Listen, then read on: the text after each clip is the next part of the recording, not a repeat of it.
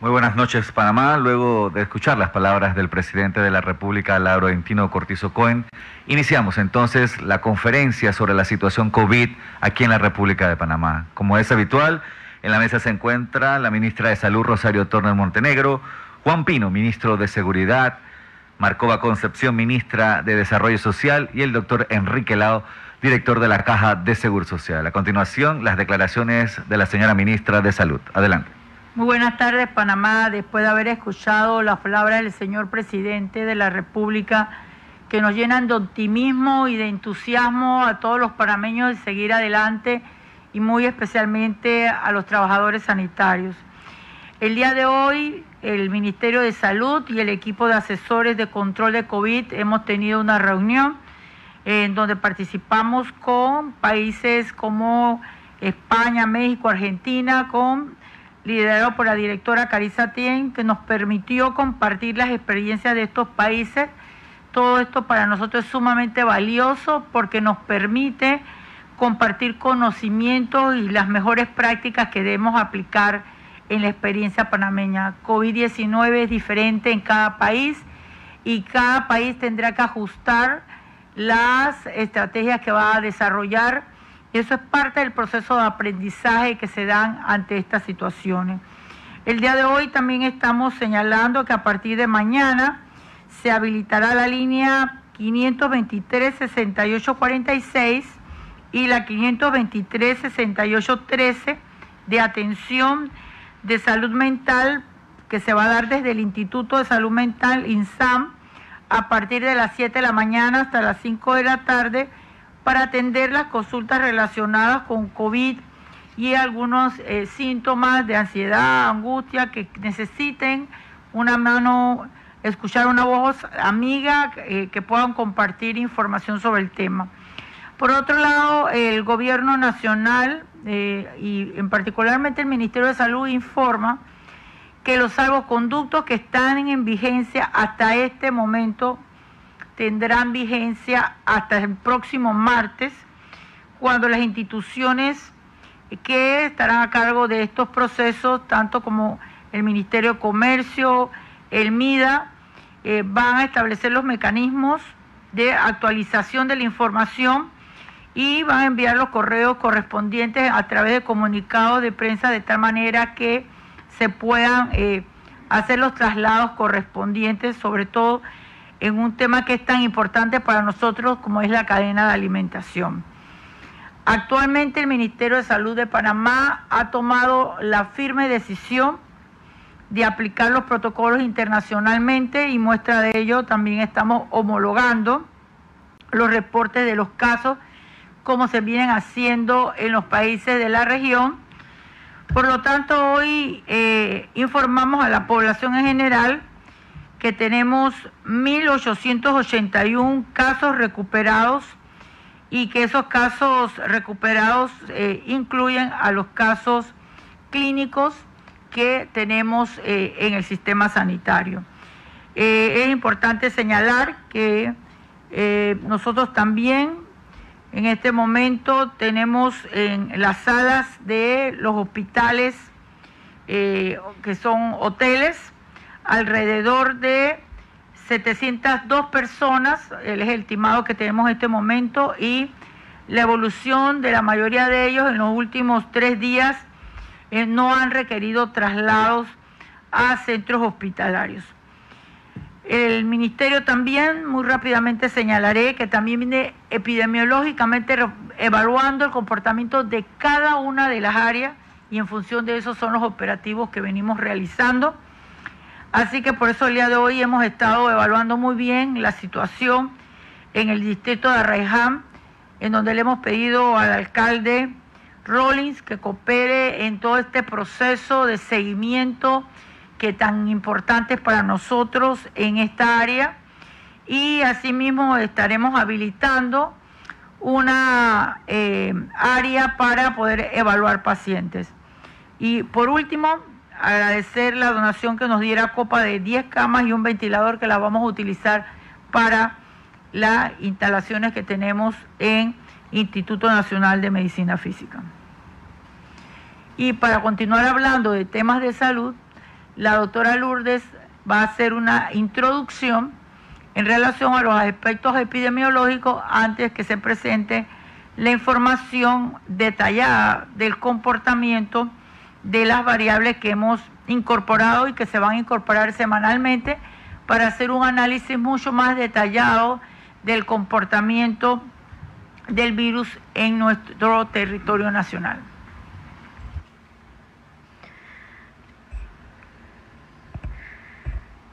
Buenas tardes, equipo Panamá. Para el día de hoy, 14 de abril, tenemos que a nivel mundial tenemos cerca de 2 millones de casos confirmados, más de 125.000 fallecidos y una gran esperanza para el mundo, más de 400.000 recuperados. En cuanto a la situación epidemiológica del COVID-19 en Panamá, podemos decir que tenemos un total de pruebas acumuladas de 16.053, de las cuales son nuevas pruebas 486, lo que nos permite tener un total de casos acumulados de 3.574, de los cuales 102 son nuevos casos.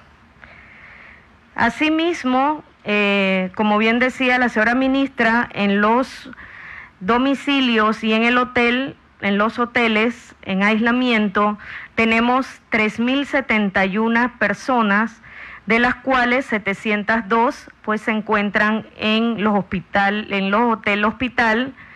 Tenemos 336 personas hospitalizadas, en sala 230 y 106 en unidades de cuidados intensivos. Tenemos 95 fallecidos para el día de hoy, uno más que el día de ayer. Al mismo tiempo, estamos reportando con la nueva estrategia de la OMS y los demás países que estamos asumiendo, los recuperados tanto epidemiológicamente como los recuperados clínicamente. Epidemiológicamente tenemos 72 casos, de los cuales son nuevos casos recuperados epidemiológicamente 11, y clínicamente tenemos 1.809 casos, de los cuales son nuevos casos recuperados 95.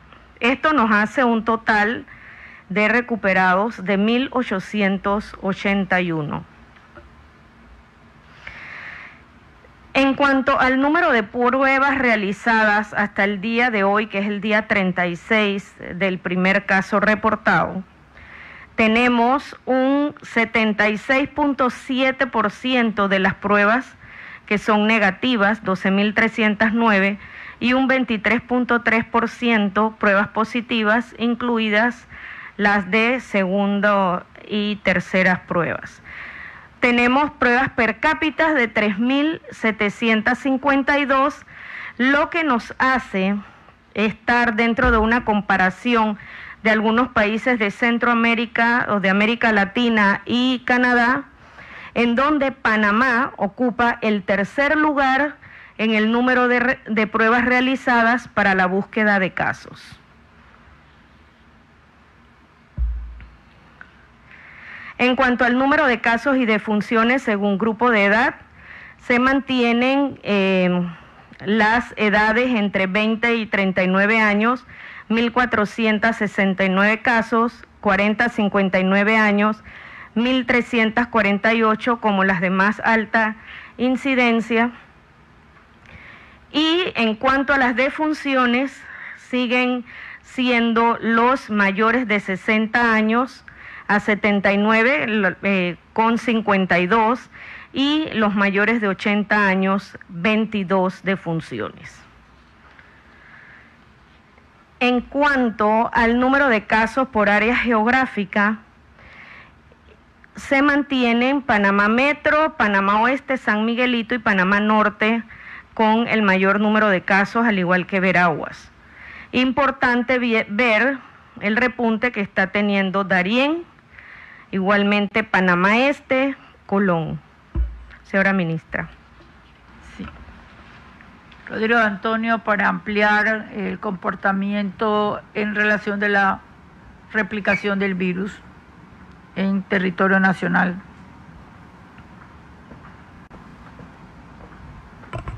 Gracias, señora ministra. Buenas noches para Panamá. Para el día de hoy, como habíamos mencionado en la conferencia de prensa de ayer, vamos a estar dando una actualización primero de la dinámica que ha tenido la enfermedad, no solamente a nivel de todo el país, sino dar algunos aspectos también adicionales de la información, tanto a nivel de por región y también en la distribución que ha tenido por género y por grupo de edad.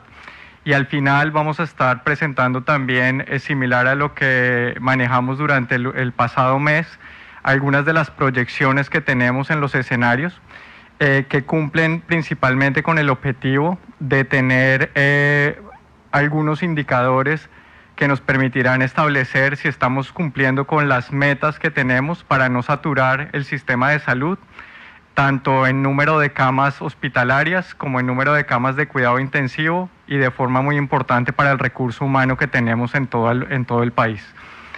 En la siguiente lámina podemos observar, la siguiente por favor.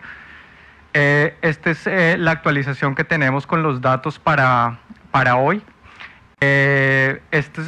Lo que tenemos está ya, algunos seguramente están familiarizados con lo que venimos presentando.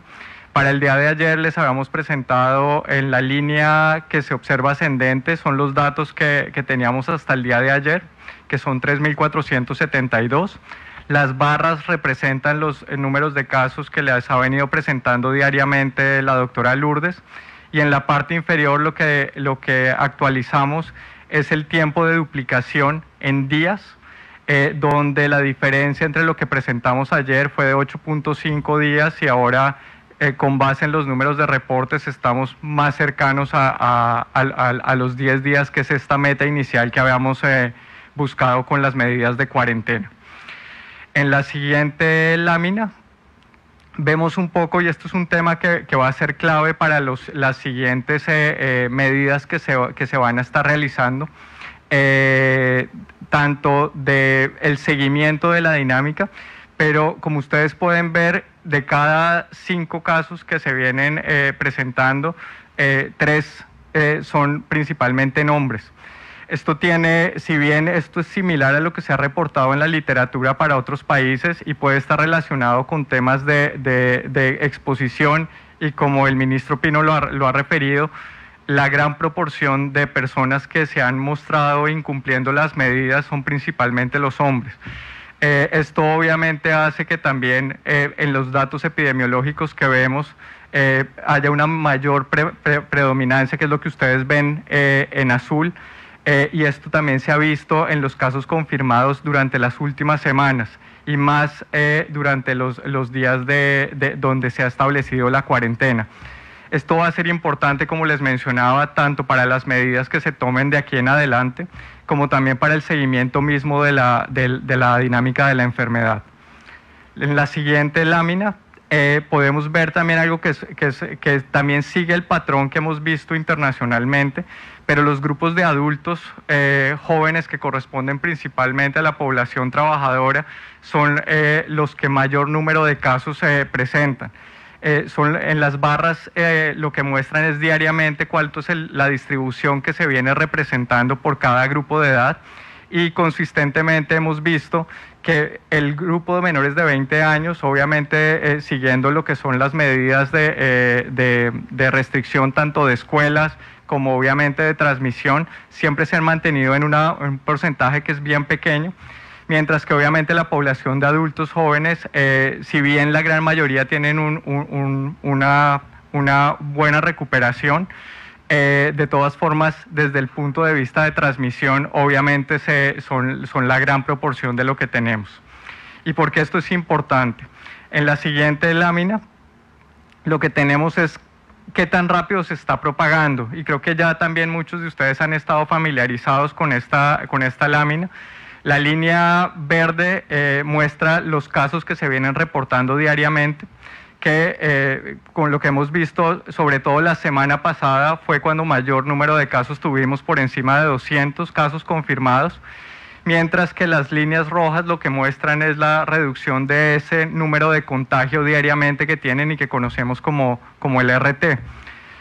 La meta es llegar a 1. En este momento estamos en 1.4.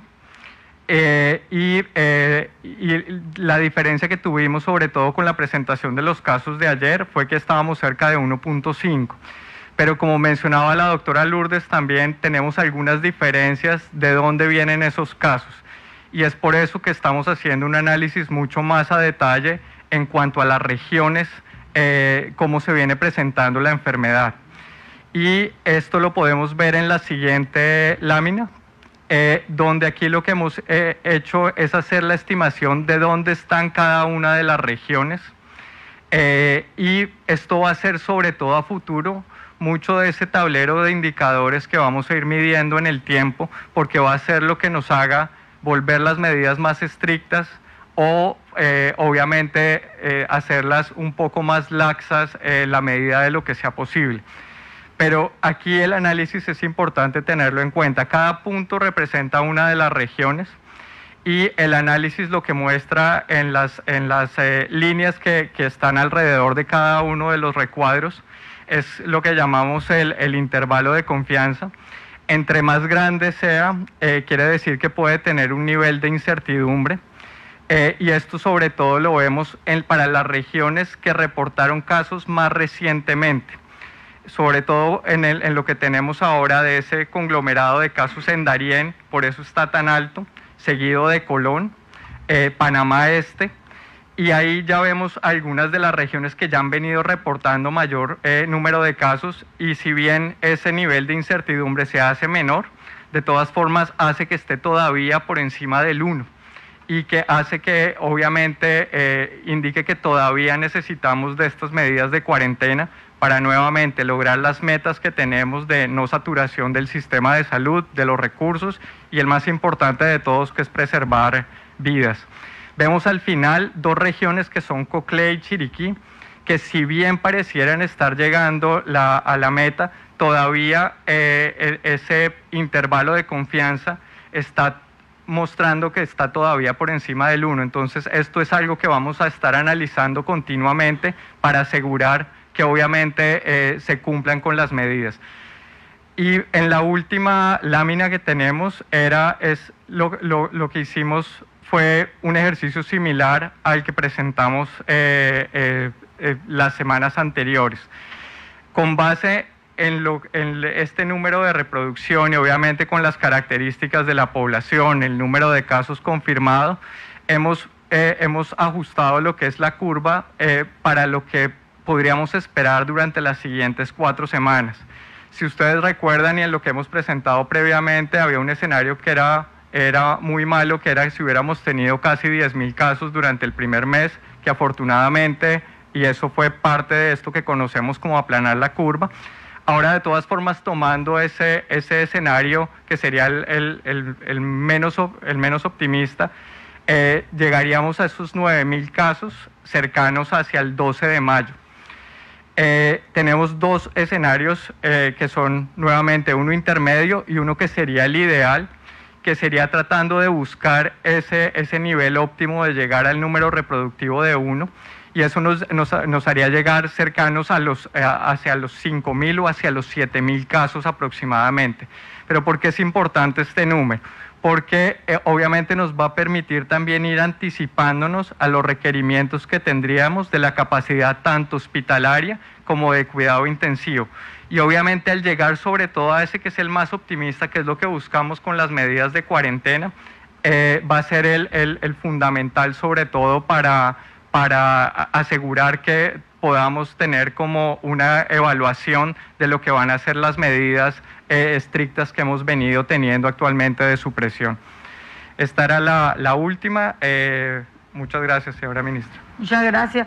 Bueno, nosotros tenemos un escenario que pudiéramos decir que sea conservador, el que estamos observando en este momento, pero ha sido gracias al apoyo de todos los panameños que también vienen sacrificándose en cumplir todas las medidas de distanciamiento social, pero el no haber tomado medidas, definitivamente pudiéramos tener más de 2 veces la cantidad de casos que en este momento tenemos, pero significa que si no tomamos en cuenta todas las instrucciones que sigue dando el Ministerio de Salud y el Gobierno Nacional, pudiéramos tener 10.000 casos al 12 de mayo, que esa no es la meta que nosotros pretendemos lograr, porque sabemos que Panamá sabe hacer las cosas diferentes y porque no estamos solos y contamos con el apoyo de cada uno de ustedes. Para hablar de los temas relacionados con la gestión de la Caja del Seguro Social, le voy a dar la palabra al doctor Enrique Lao. Sí, buenas tardes. La Caja del Seguro Social, a través de sus 72 unidades ejecutoras, ha estado trabajando ininterrumpidamente en la lucha contra el COVID-19.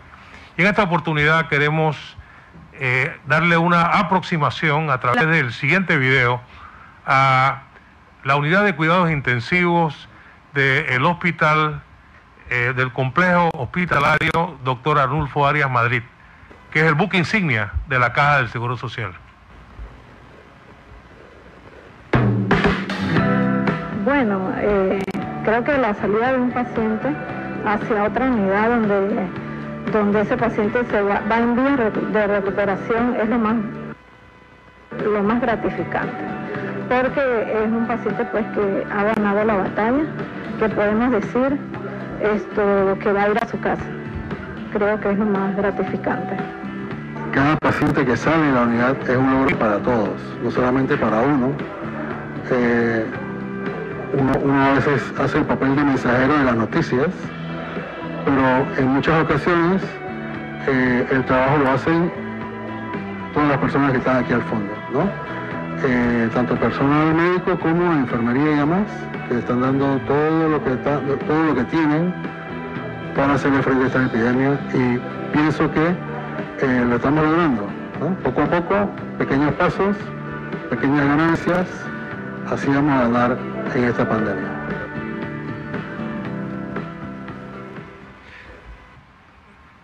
Durante el tiempo que ha estado trabajando esta unidad de cuidados intensivos, del 3 de marzo al 14 de abril, en la siguiente diapositiva podremos aprovechar para observar que hemos tratado 67 pacientes en esta unidad, de los cuales 81% son hombres, con lo cual se afirma lo que se presenta en el informe global de casos en Panamá, que son los hombres los que son más proclives a estar infectados por el grado de exposición. Por otro lado, la edad promedio de los pacientes que estuvieron en intensivo fue de 60 años, con un rango de 31 a 87, siendo 50 años la edad que más se estaba repitiendo. Estos pacientes tenían una serie de comorbilidades, es decir, otras situaciones que podían agravar su condición por el COVID.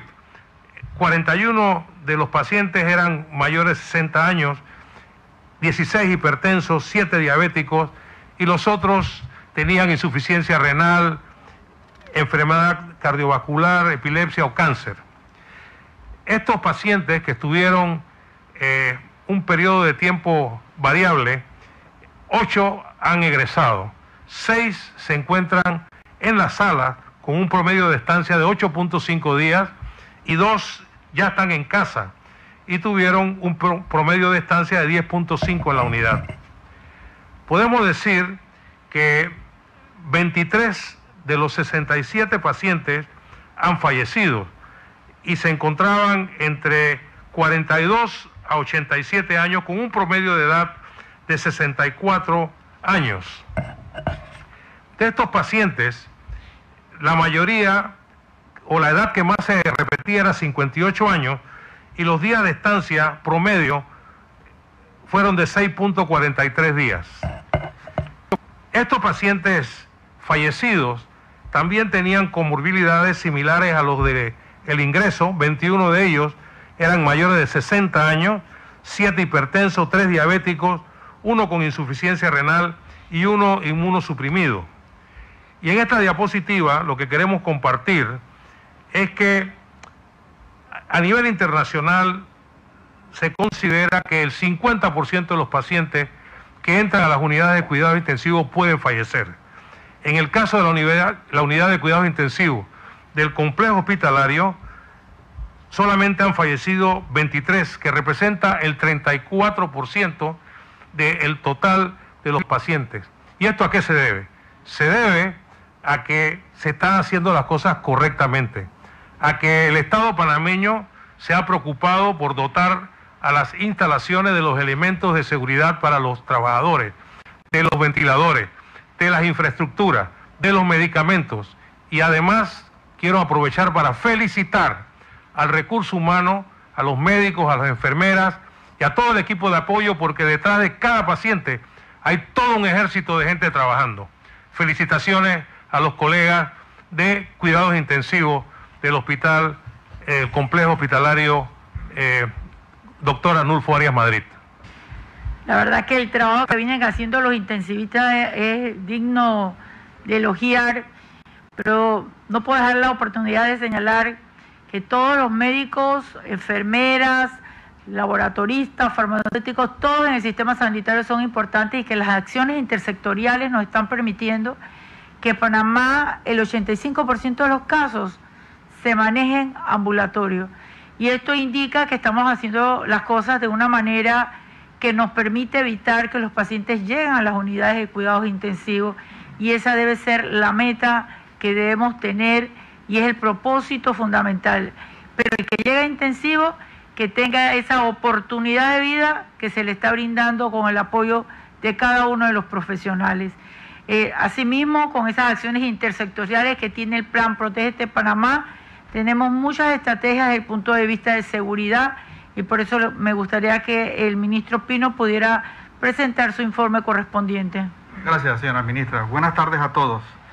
Antes de iniciar el reporte diario de las últimas 24 horas, quiero darle mis felicitaciones a todos los hombres y mujeres de esa noble institución, la Policía Nacional, que día y noche velan por la seguridad de todos los ciudadanos de nuestro Panamá.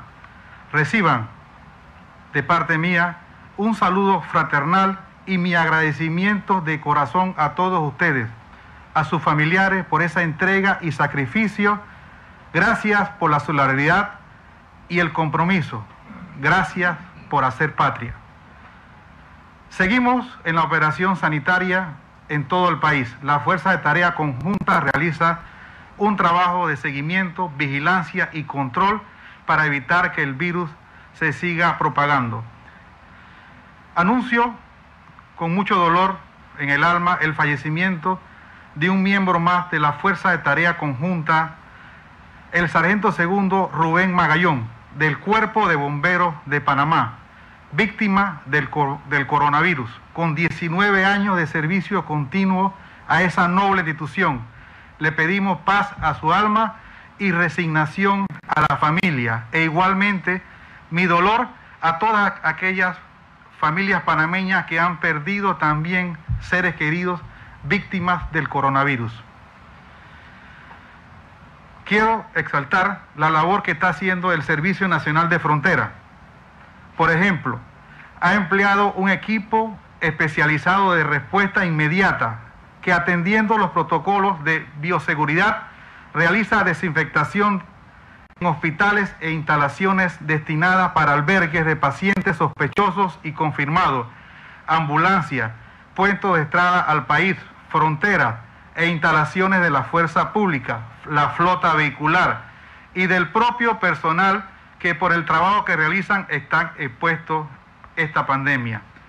En las operaciones de desinfectación también se ha incluido a los puestos temporales de migración de La Peñita, de Laja Blanca en Darién, y a los centros penales de La Joya, Nueva Esperanza, y el Centro Femenino de Colón, y el Centro de Menores Basilio Lacas, Tinajitas y el Renacer.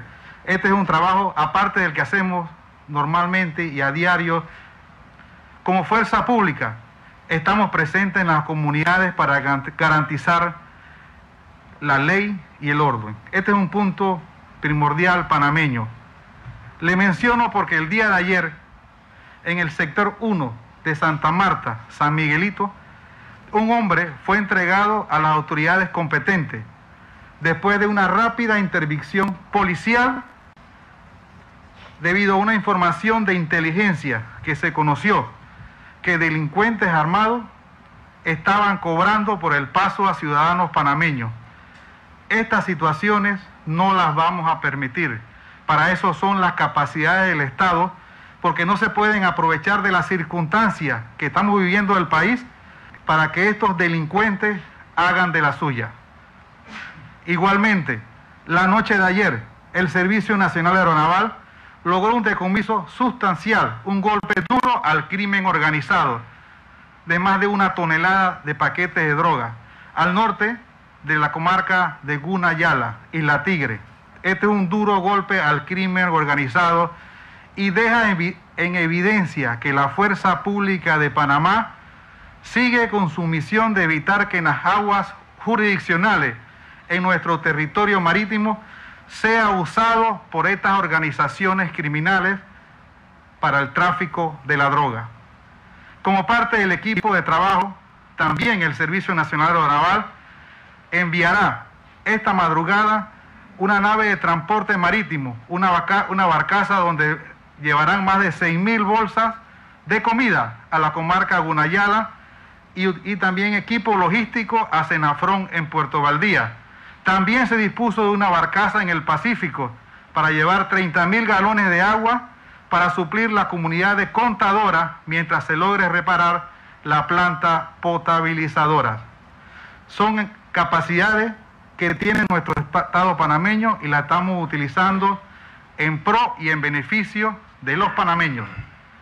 Como fuerza de tarea conjunta, seguimos vigilantes para garantizar el cumplimiento de las medidas que evitan la propagación del coronavirus en Panamá. No podemos bajar la guardia. Con la ayuda de Dios saldremos adelante. Quédense en casa. Quiero dar parte rápidamente de lo que fue las retenciones en estas últimas 24 horas. En total fueron 670 retenciones a lo largo y ancho de la República, de los cuales sigue marcando Panamá con 141, Panamá Oeste con 110, Colón con 86, Coclé con 75. De las 620, 502 fueron masculinos, 118 femeninos y hay 50 menores de edad. La fuerza pública va a continuar. No hay algo más bonito que el trabajo que estamos haciendo en resguardar la salud pública de todos los panameños. No vamos a descansar hasta que todos los panameños entiendan la importancia de lo que es quedarse en casa. Porque la vida es muy preciosa. Así que quedándonos en casa podemos mejorar este país. Muchas gracias, señora ministra. Gracias. Ministra Marcova, nos gustaría escuchar los avances que tenemos en el programa, el Plan Panamá Solidario. Gracias, ministra. Muy buenas noches.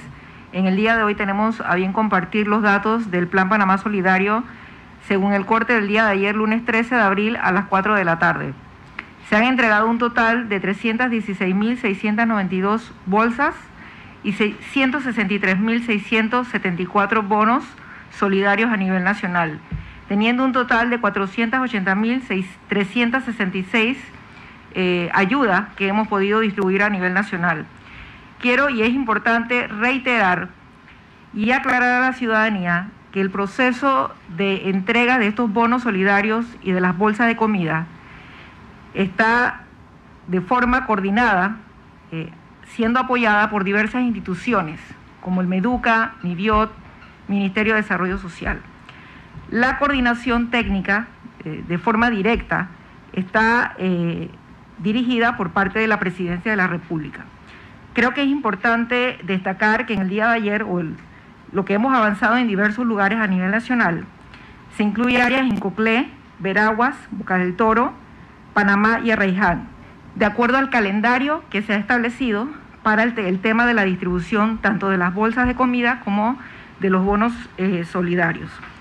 Con relación a los avances que se tienen para poder atender las necesidades de las personas con discapacidad, es importante destacar que la Secretaría Nacional de Discapacidad, SENADIS, habilitó líneas de atención para orientar a las personas con discapacidad. Estas líneas están en la página web www.senadis.go.pa. Igualmente, han habilitado el teléfono 504-3342.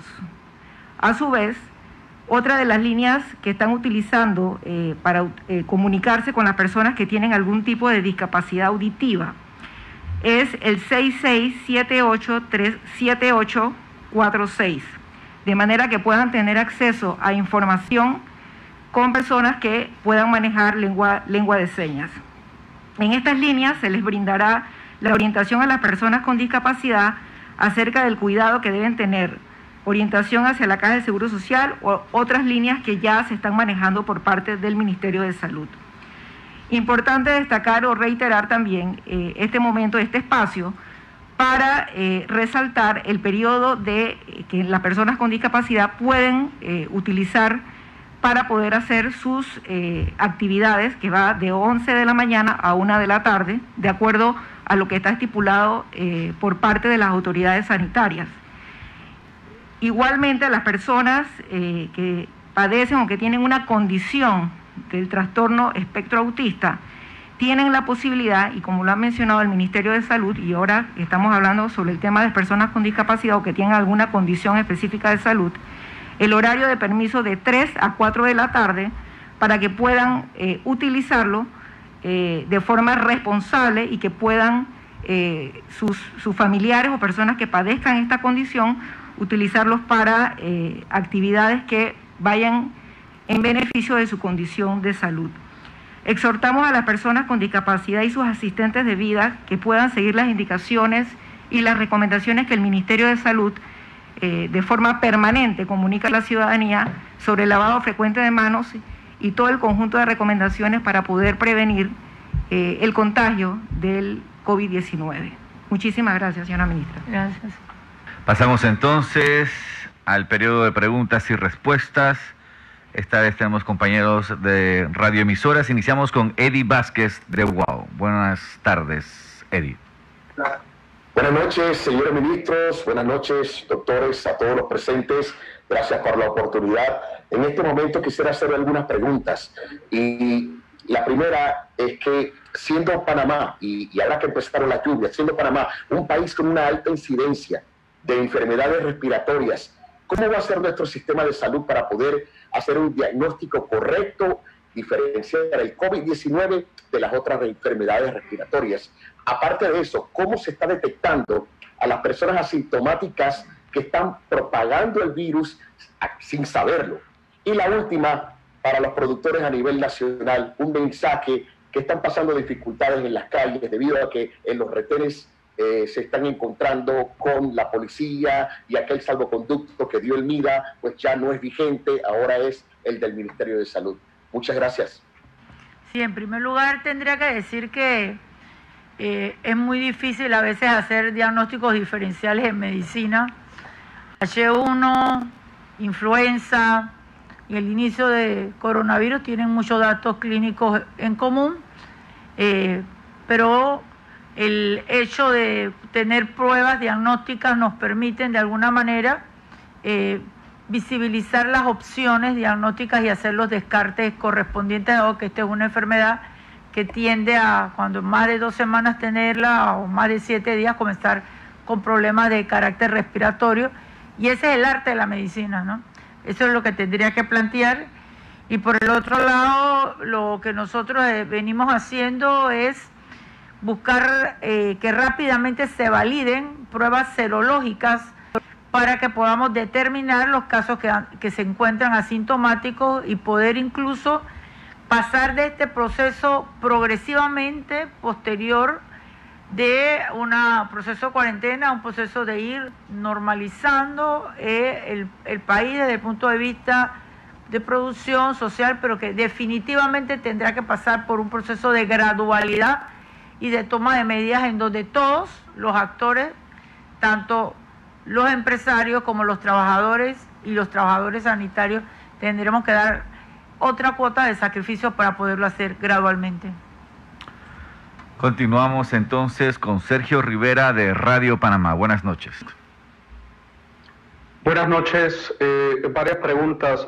Clínicamente hablando, ya podemos decir que la mitad de los casos confirmados de COVID-19 en el país están recuperados. Pero si podrían establecernos cuál es la diferencia entre esos 72 recuperados epidemiológicamente hablando y los 1.809 que ya están recuperados clínicamente, y además cuándo pudiésemos tener cerca de ese 50% de recuperados epidemiológicamente, de acuerdo a las verificaciones y los estudios que hacen los especialistas en salud. Sí, bueno, yo quiero darle la oportunidad a un especialista en infectología. Aquí para eso tenemos equipo y el doctor Xavier puede dar mayores elementos para ampliar la respuesta. Gracias, señora ministra. Primero, felicitar a la policía en su día. Realmente hacen una labor sensacional y hay que apoyarlos en todo lo que están haciendo. Es una magnífica pregunta. Nosotros inicialmente estábamos apegados a un criterio más epidemiológico, más científico, para llamar a las personas recuperadas, y era que después de la mejoría en los síntomas clínicos se le hacían 2 pruebas de PCR para detectar el virus, y si esas 2 pruebas eran negativas, entonces ya se entraba en la lista de los recuperados. Sin embargo, hemos preferido utilizar, como muchos países del mundo, utilizar las pruebas para realmente detectar casos nuevos, aislarlos, ver los contactos, porque son muchas pruebas que se pudieran hacer en una sola persona.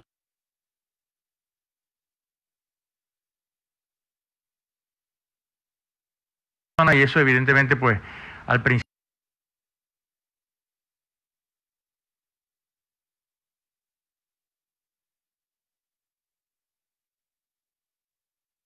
sobre todo en la fase exponencial de la epidemia queríamos concentrar las pruebas en detectar casos, ¿no?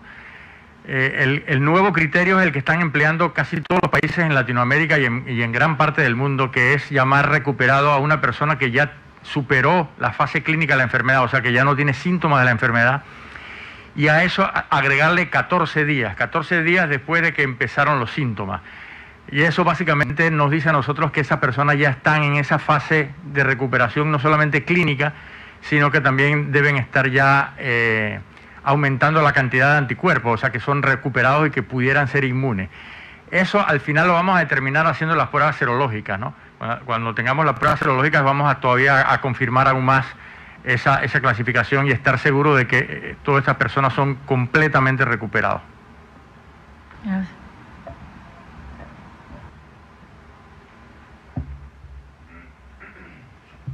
Ahora procederemos con las preguntas que nos han llegado a la etiqueta Yo Me Informo PMA. Iniciamos con Sherazad. ¿Cuándo se podrá realizar el pago voluntario y planilla de empleado doméstico de la Caja de Seguro Social por banca en línea? General. Sí, gracias. Básicamente este pago, al igual que el pago de los demás patronos, se pueden hacer o se van a poder hacer utilizando tarjeta clave de débito. El día de mañana y el jueves estaremos haciendo pruebas para validar el uso de Telered, y de ser positivas estas pruebas, lo más seguro es que la próxima semana, a través de la pasarela de pago de la AIG, ustedes puedan pagar sus seguros voluntarios, y los demás patronos que no lo quieren hacer ni por tarjeta de crédito ni por otro mecanismo, lo podrán hacer por aquí, por clave tarjeta de débito. Con estas declaraciones del doctor Lao, damos por concluida la conferencia para el día de hoy, martes 14 de abril. Que pasen todos una excelente noche.